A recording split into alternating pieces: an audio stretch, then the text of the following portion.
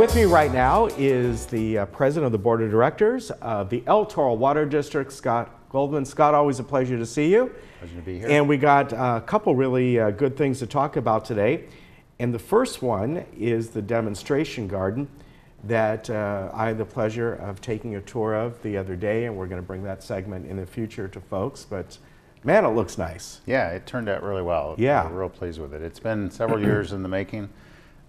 We finished up the construction, maybe 6 months or so ago, and it took a while to make sure we got all the right signs in and the interpretation. We had a lot of help from Lake Forest Garden Club and local college to get everything right. And so today we're actually having our dedication ceremony. Yeah, that's you're going to be heading over there in a little while, but we're going to bring up your slides in just a minute. But I just want to say again how really nicely done it was, and I love the fact that there's different areas, different gardens, and I know you're going to get into that, right? Yes. All right, very good.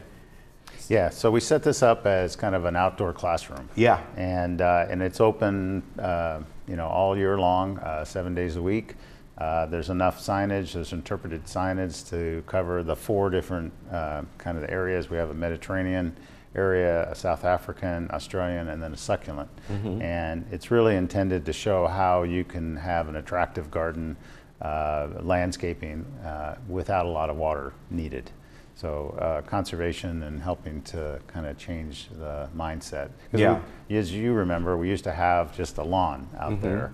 And then with the drought and the conservation restrictions on use, we turned the water off a couple of years ago in the middle of the drought and just let the lawn die. Yeah. And so it was looking pretty terrible. Yeah, yeah. So what an improvement this is. Yes.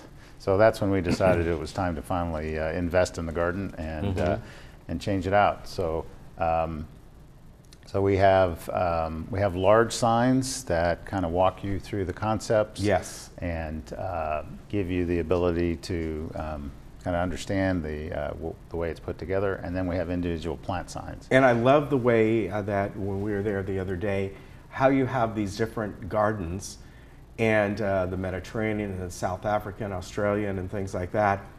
But they're all plants that can be grown here. In fact, I was walking around with Sherry Seitz over there, and I said, I wonder if down in Australia they have something that says Southern California Garden.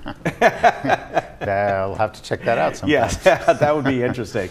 But all these plants are easily available quite often, and just the nursery, I know she said Green Thumb Nursery helped out a lot, but places like that can easily be found, and they're inexpensive. You don't need to buy big ones because most of these plants actually grow fairly quickly. Yeah, it's interesting because we finished the planting last year, October, November, and then we didn't have much rain. We had like a month of rain early in December and then nothing until March. But it's grown. It's amazing how much different it looks now. Yeah. It kind of matured into a healthy looking garden relatively quickly. Yeah, they go quickly, and they're beautiful. People think that drought tolerant gardens aren't nice looking gardens, and you can see they're flowering here. And different times of the year, if you get the right mix, you'll almost always have some kind of a flowering plant. Mm-hmm.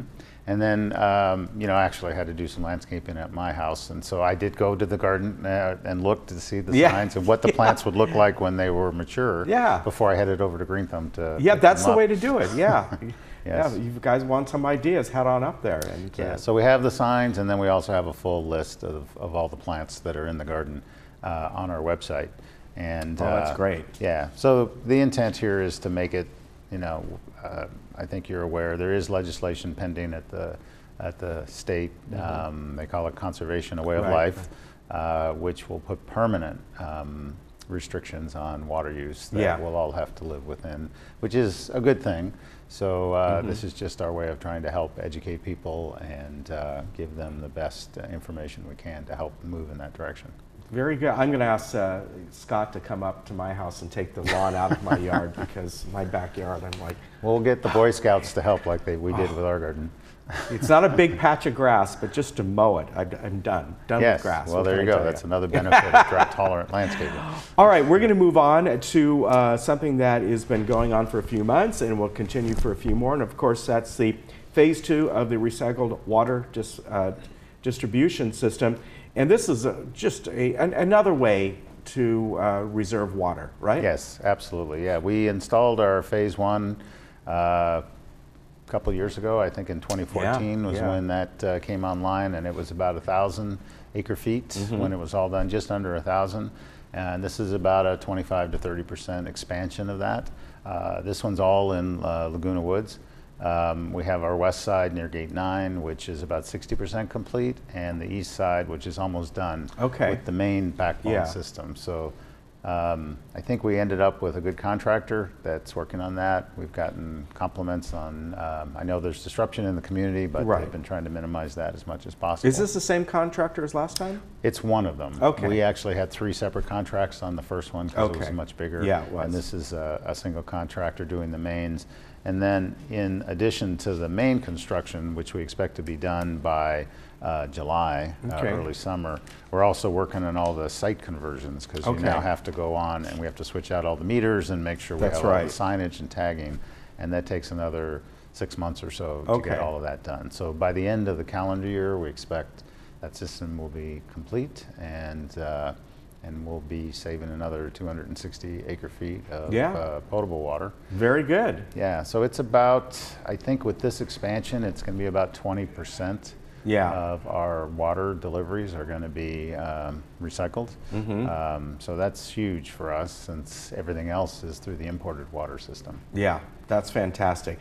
Well, if you want more information about the water project that they're doing, the demonstration garden, it's easy to go to. etwd.com is the website, and from there you can get all kinds of different information. And I want to thank you for coming on. I know Scott, if you're watching this in the morning, is going to the dedication of that garden. So you have to kind of skedaddle out of here. But I do, and I'll also add, real fortunate, you know, we serve 5 different cities, and if they all show up, we have all 5 mayors coming to our dedication ceremony today. So I think everybody recognizes how important conservation is, and we appreciate that. All right. Thank you, sir. Always good to see you. We'll see you again soon. Yes. And we'll be right back. Thank you, Ken. So what's